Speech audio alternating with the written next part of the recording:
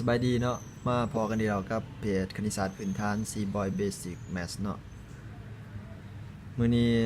เราจะมาสอนเกี่ยวกับสูตรเลขกำลังพื้นฐานเนาะหลังจากวิดีโอสุดก่อนเราได้สอนเกี่ยวกับการคิดเลขกำลัง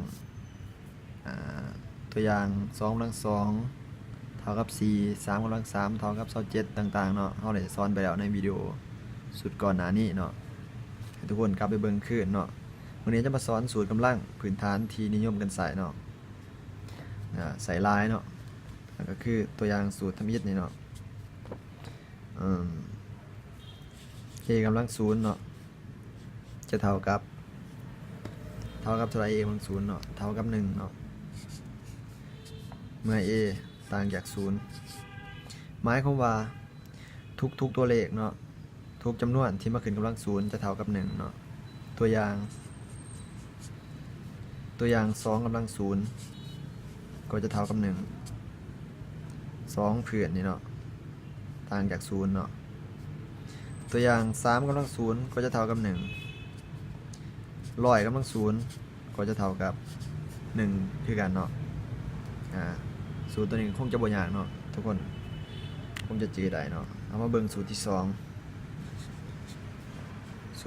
2ตัวแมน a กำลัง m คูณให้ a กำลัง n คูณนี่เขาสามารถใส่สัญลักษณ์จำเมียนแทนเครื่องหมายคูณได้เนาะมันจะเท่ากับตามสูตรเนาะแมนจะเท่ากับ a กำลัง m บวกให้ n หมายความว่าเพื่อนคือกันเมื่อคูณกันเขาจะกำลังบวกเข้ากันเนาะตามนี้เอาเบิ่งตัวอย่างว่า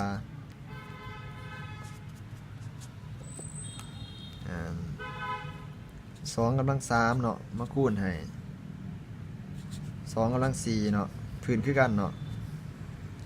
เวลาคูณกันแล้วเอากำลังบวกกันก็จะเท่ากับ2กำลัง3บวก4เนาะจะเท่ากับ2กำลัง3บวก4เป็น7เนาะเท่ากับเท่าไรถ่ายจากคิดไรต่อเนาะให้ทุกคนไปแตกเอาเองเนาะเพราะว่าเราได้สอนไปแล้วในบทที่1เนาะสูตรที่3ตัวอย่าง a กำลัง m ขึ้นกำลัง n เท่ากับเท่าไหร่สูตรนี้แม่นเท่ากับ a กำลังเอากำลังมาคูณกันเลยเนาะ m คูณ n ง่าย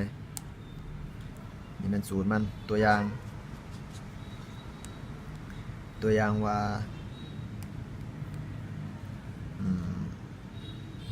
3กำลัง2แล้วมาขึ้นกำลัง3เนาะจะเท่ากับเท่าไหร่ง่ายๆเนาะเอากำลังมาคูณกัน2คูณ3เท่ากับ6เนาะเขียนไว้เถิงเด้อ3กำลัง6เท่าไหร่ไปแจกเอาเองเนาะต่อมาสูตรต่อมาเป็นสูตรนึงเนาะสูตร a คูณ b แล้วมาขึ้นกำลัง n ตัวนี้จะเท่ากับ a กำลัง n คูณ b กำลัง n เนาะตัวอย่าง